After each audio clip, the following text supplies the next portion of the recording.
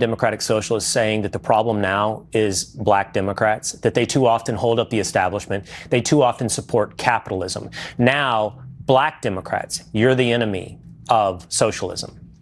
Yes, I have seen that, and the belief that these people uphold an imperialist system. And I think John Lewis would turn in his grave to hear people within the Democratic Party speak that way.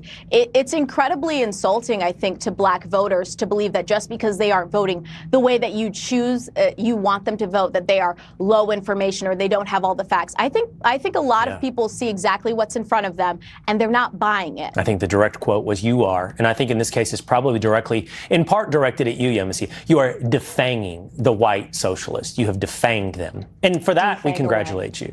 We damn sure don't want to be a socialist nation. This ain't Denmark. This ain't Finland. This ain't Sweden. This is the United States of America. Jack. You roll over to these borders with the vision and the fantasy and the passion that, yo, here, I can achieve anything. Yep. I ain't trying to be like everybody else. I'm trying to be one-on-one. That's what this is about in America. We don't talk about that enough when it comes to the social, because they're convincing folks that rather than individuals being a problem, rather than lobbyists being a problem, they're trying to convince you America's a problem, while their asses are over here profiting from the American system. And the Democrats, with their spineless, weak, feckled selves, are allowing it to happen. You know, these DSA people are deeply anti-Israel, and they're deeply anti-America as well, too.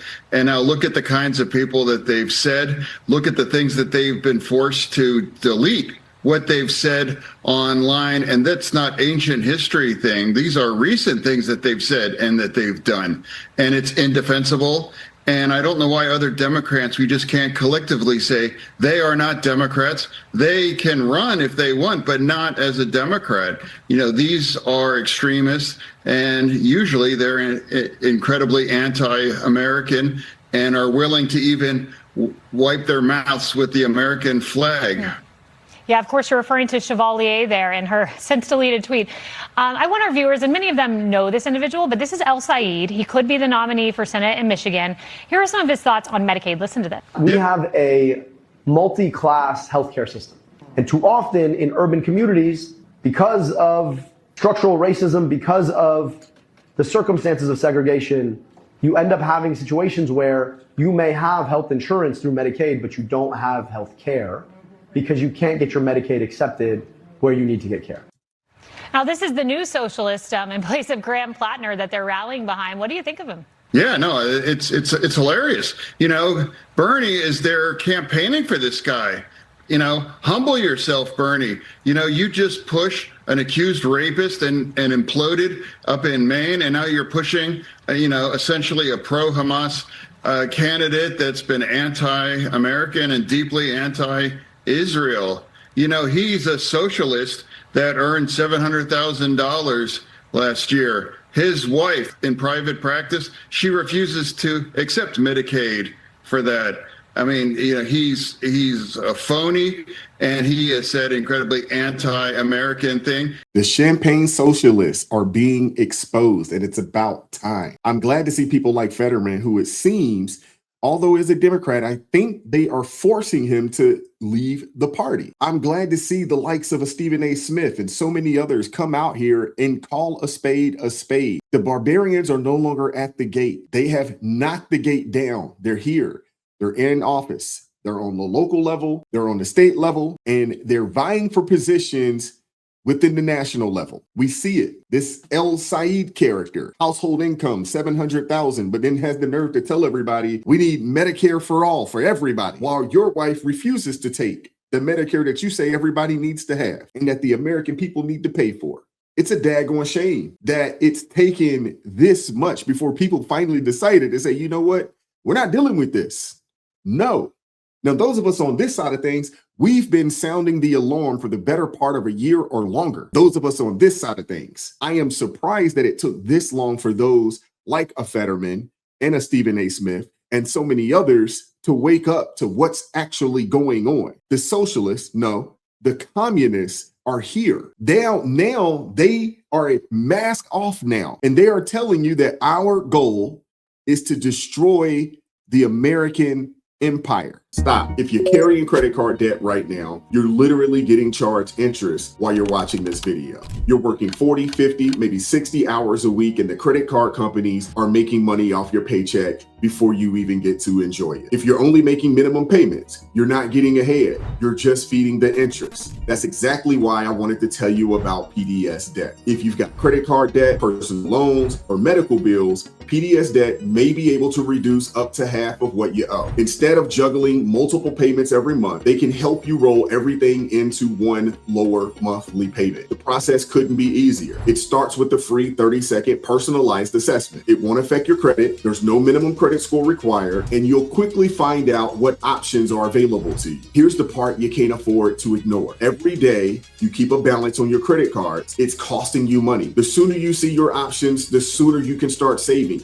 In fact, your savings begin the day you complete the assessment. PDS Debt is the top rated company in the industry with thousands of 5-star reviews and an A+ rating. You heard me, A+ rating from the Better Business Bureau. So you're working with a company that's earned people's trust. Don't let another paycheck disappear into interest payments. Go to pds.com/wise and take your free 30-second personalized assessment today.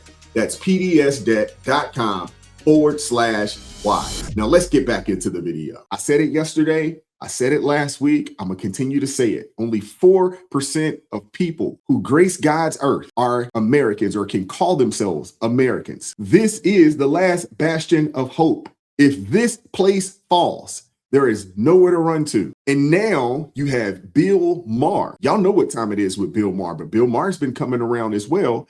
And he's calling it out. In the latest interview, he let it be known that he is willing to vote for J.D. Vance. He said that his vote is up for grabs. Something 10 years ago, I know a lot of you guys thought you would never hear when it comes to the likes of a super liberal like Bill Maher. But Bill Maher, over the better part of 2 or 3 years, have been showcasing more and more and more common sense. And he has been willing. He's one of the few people that has been willing on that side of things to not just go along to get along for the sake of going along to getting along. Hit the like button, share the video, subscribe to the channel. Let's get into it. You guys have 2 outcomes that an election can be. Either we win or they cheated. This stuff that's going on now, as I said to the vice president, this has to stop. Yeah.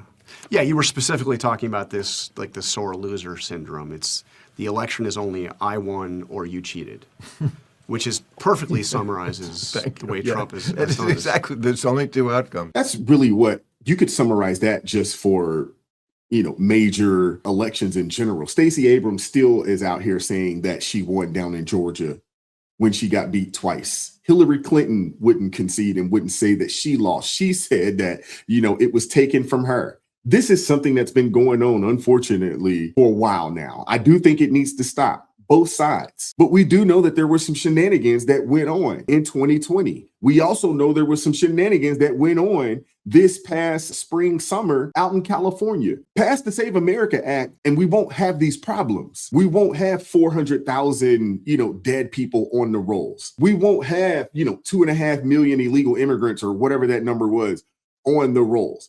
We won't have that. Pass the Save America Act, make it mandatory that you show some form of government ID in order to grab a ballot, limit the amount of mail-in ballots, and we won't have these issues. I won, you cheated. And you pushed J.D. Vance on this. He did not. Yeah, that's what I love about those Republicans. The first thing I said to him was, it's so odd, isn't it, that I didn't vote for you, and yet you guys come to the show and take your beating like a man. Yeah. The Democrats don't come, and yet they got my vote. It's just odd, isn't it? Yeah, why is that? So what is that all about? I mean, and by the way, you get some Democrats. Democrats are cowardly. Yeah. They're cowardly. Their party is being taken over now by, every day I hear about a new, very radical. I feel very good about, 10 whenever years ago, I did lose fans because, I wasn't going to go along with some of this crazy stuff on the left too. I didn't change really on what I thought about the right, but I can't sit and just not notice stuff, which people seem to want to do because it's all about my team or your team. He's absolutely right. How many blue no matter who folks have we seen? How many people that would just say, I don't agree with this guy, but I'm gonna hold my nose and support him anyway because he's on our side? But yeah, there's some crazy stuff. When we're cheering for the Intifada, I gotta cut. I'm out. You told J.D. Vance you're open. Your vote is up for grabs. Yes, my vote is in play because it can't be Trump running. Mm-hmm. So I'm not living in communist America. I mean, I know the talking point is that, well, it's not communism, it's socialism. Okay, I've read the quotes from the DSA platform, from their own mouths. Don't tell me I'm not seeing what I am seeing. And DSA, again, they say things like, takeover of key industries, government. That's communism. There is a definition. By the way, Trump's doing that too. Of course. Yes. And to a degree that we haven't seen any other president. Oh my gosh, man, I can't stand these daggone liberal reporters. By the way, Trump's doing it. What industry is the president taking over? Seriously, don't just throw something out there and not back it up with an actual fact. No, a Republican. Great, that's crazy too. He's got a piece of intel, right? A piece of the AI companies. He treats everything like it's a real estate deal, or I don't know, he's an agent or something. He always wants 10 or 15%. So you want to see Democrats win in the midterms? Absolutely, and they will, because it will still be a referendum on Trump. But so I think the Democrats will do very well in the midterms. 2028 is a different story, because by then, this wing of the party, this new wing with all the energy, and it's not just a few people anymore. Every day I read about a new person in some Colorado and Wisconsin, somebody who is saying some variation of not defund the police, abolish the police. No prisons, no police. Like, what world do they think we could possibly live in under these conditions? It's just a level of nutty that I'm so glad that whenever it was, I was like, no, I'm not going along, because this is where it ends. Could you see yourself voting for J.D. Vance? Yes. If this is the Democratic side, yes. That's what I was saying to him. Yeah. What does my votes in play mean? Now, you have interviewed several of the possible Democratic candidates for 2028. How do you assess? Who do you like? Oh, I'm not going to ruin future guests by telling you that, John. How ridiculous. They're all great. Especially the ones you haven't talked to yet. See, they got to come on the show. I hope we can have an 8-person presidency next time, because I can't pick between this crop of geniuses. No. There's some very talented people. And my problem is, that, like I told you, the people, a lot of people on the left won't come. Everybody on the right comes. That's because those of us on this side of things are not afraid to stand on the things that we believe. The things about the left is that they know that their policies are crazy. They're hoping that their base just votes for them without asking questions about the policy. And they understand that at least Bill Maher will try to be somewhat objective when it comes to asking questions. He will ask follow-ups. He will ask the proper questions when they say crazy things out of their mouths about the policies that they would like to implement. He will call them out on it. And that's a lot of the reason why those, people on the left will not pull up, because the reality of it is that their policy, their agenda is so crazy that they do not want the masses to know. They just want you to support them because Orange man bad, Trump bad, Republicans are racist, so forth and so on. You notice they never talk to you about their actual policy and their agenda. I do appreciate the DSA coming out and saying, this is what our plans are if we ever get power. I actually appreciate that, because it gives all of us the ability to sound the alarm. And we're getting a chance to see it firsthand. We're getting a chance to see what socialism looks like in New York City, in Seattle, in San Francisco, in LA.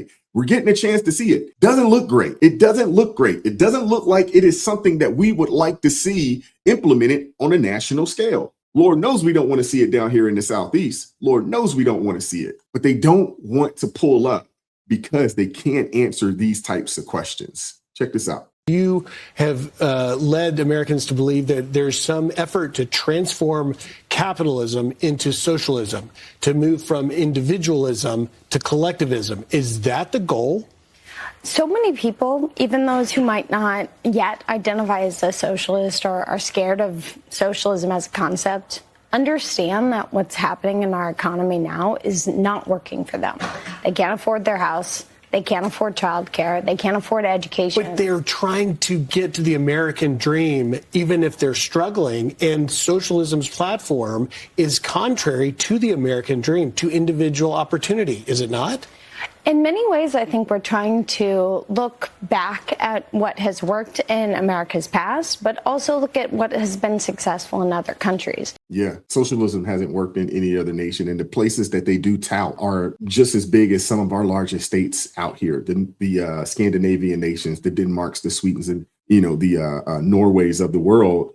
These are places with 5 to 7 million people, within. And even then, their socialism is still built on a form of capitalism, but they're also those people are taxed into oblivion. But you can do that when you're not also having to worry about funding your own military, heavily, so forth and so on. It's nations like ours that afford those types of nations to offer all of these, free subsidies to their citizens. But for whatever reason, you have people out here, and you have a lot of wealthy white liberals that believe that socialism is the way, even though they actually have benefited tremendously from capitalism. And when you look at all the cities around the country and the states that have attempted to implement these types of things, these are the worst places. Do you guys realize that 57% of America's current open jobs right now are in 11 states? The majority of them are in the Southeast. Large majority of them are Republican. If not all of those 11 states are Republican. That's not happenstance. Florida, Texas,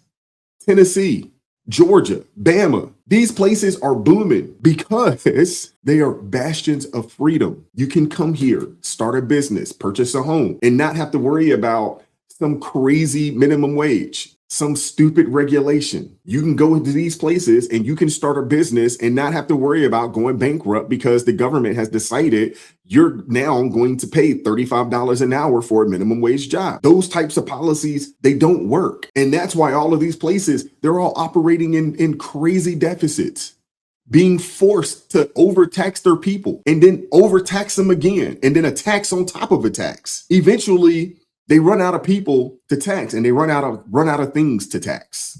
I'm glad the likes of Bill Maher and the Stephen A's and so many others are out here calling it out. I'm glad. People need to know what is going on. They need to understand that these people do not mean you any good. This socialism that they speak of, it's one step away from communism when you hear really and truly what they would like to do. They say that, Trump's a fascist, and they say that the administration's authoritarian. But then you hear, what the Mamdanis of the world want to do. Sounds very fascist, sounds very authoritarian to me, especially when they want to tax people upwards of 55 to 60%. They literally want people to work for over a year, over half the year for free. That's what socialists want. And in some cases on the lower end, they want you to work 4 and 5 months for free for the government, who will do nothing positive with the money. They will find themselves, because they will create another plan and find themselves in a bigger hole than they were the last time. And they'll be coming back asking for more money.